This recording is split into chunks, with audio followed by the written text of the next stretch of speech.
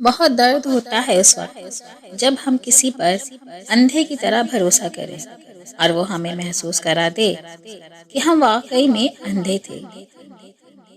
بے شک کسی کو معاف بار بار کرو، لیکن بھروسہ صرف ایک بار کرو۔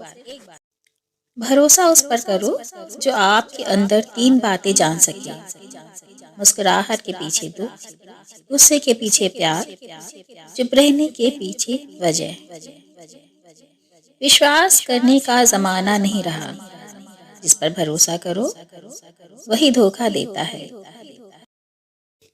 زندگی نے اتنا تو سکھا دیا ہے کہ وشواس کو بھی پرکھ کر کسی پر وشواس کرنا چاہیے۔ بھروسہ صرف رب کی ذات پر کرو، لوگوں کا کیا ہے، چھوڑ جاتے ہیں یا توڑ جاتے ہیں۔ مت کر بھروسہ کسی پر اے زندگی، یہاں پر لوگ مطلب کے لیے جھوٹی قسم بھی کھا لیتے ہیں۔ ہر گمشدہ چیز وہاں سے ملتی ہے جہاں وہ کھو جائے، سوائے اعتبار کے۔ جہاں وہ کھو جائے وہاں سے کبھی نہیں ملتا۔